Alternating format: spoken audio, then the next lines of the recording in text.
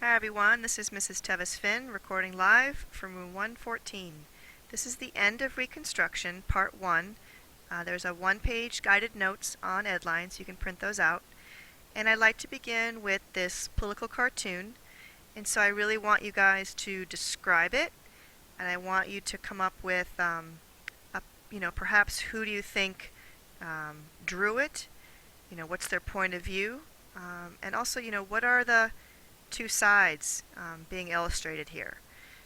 So please analyze the political cartoon under number 1, and let's move on to the Grant administration.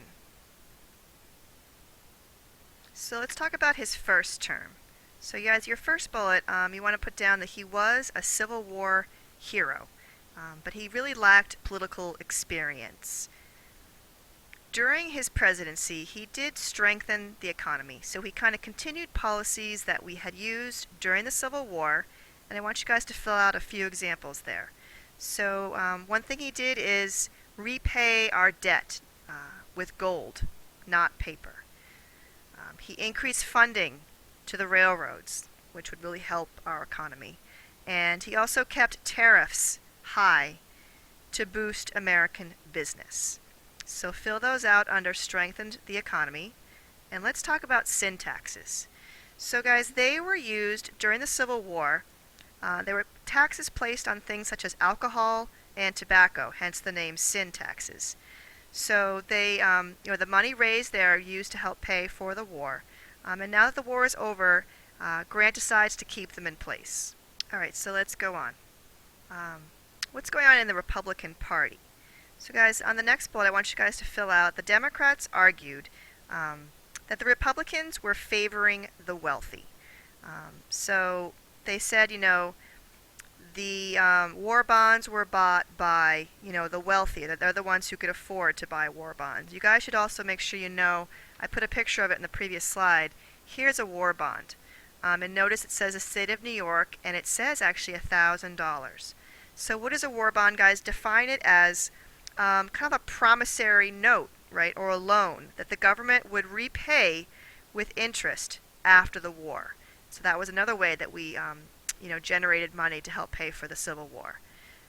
So the Democrats are saying, guys, that the Republicans are, favoring the wealthy because of these war bonds. So remember, it's the wealthy who get paid back this loan with interest. So they're making money currently after the Civil War. So they also were saying that the Democrats were arguing that the Republicans targeted the poor. You can fill that in, who paid more taxes, right? Because in general, they're the ones buying more alcohol and tobacco. And so next, guys, within the Republican Party, a group emerged that agreed with the Democrats. They were called the liberal Republicans here. Alright guys, so this liberal group is led by Horace Greeley. So on that bullet, guys, you can put down they even tried to prevent Grant's renomination. So that's, Grant is in their own party. They're trying to stop Grant from being renominated. Because they were unsuccessful, Horace Greeley was their man. So I want you guys to put down a little bit of information about him. He was a famous New York newspaper editor. He was, a former abolitionist. Yet he also was very moderate in his views. He really thought the main goal of Reconstruction was to restore our relations with the South. So he was all into pardoning, former Confederate officials. Right, guys, continuing on, you want to put down that they promised to pardon all Confederates. And remove Union troops from the South. So these are things that Horace Greeley is pushing. So this is really to get Southern support. For why are Republicans promising, right, to go against, some of these issues that their own party had been pushing for? So you want to fill in under why are Republicans promising this? It's really to try to unite against Grant.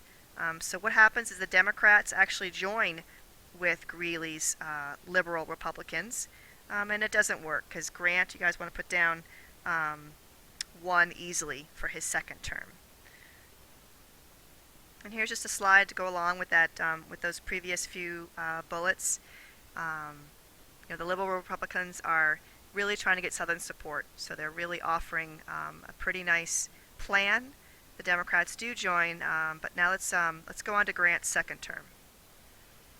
So, guys, under number 3, you want to put down that political scandals really hurt his reputation. So I'll go through the first one pretty briefly. His own Secretary of War was caught accepting bribes at Army posts, from merchants in the West. So he was impeached, and certainly did not look good for Grant. And the bigger one, guys, was the whiskey ring, where government officials, conspired with distillers in St. Louis, Missouri, and they cheated the federal government out of millions of dollars by falsifying tax reports. So it's definitely bringing down the Grant administration one man at a time. The Panic of 1873 kind of seals his fate.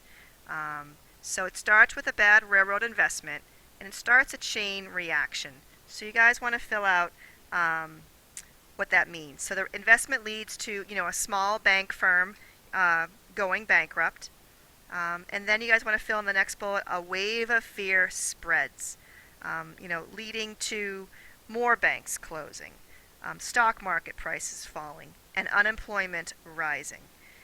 So a real chain reaction, guys. One thing leads to the next. And so by midterm elections, guys, remember, midterm is when the Democrats and Republicans can kind of get a measure of how well their party is doing. The scandals on top of the poor economy, lead to the Democrats winning back seats in Congress. They get control of the House, and they even get some seats back in the Senate.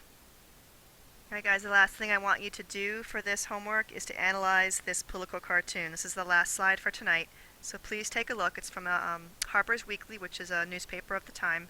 So describe the picture and come up with the point of view or the purpose behind this illustration. This is Tevi signing off. I will see you guys all tomorrow. Have a great night.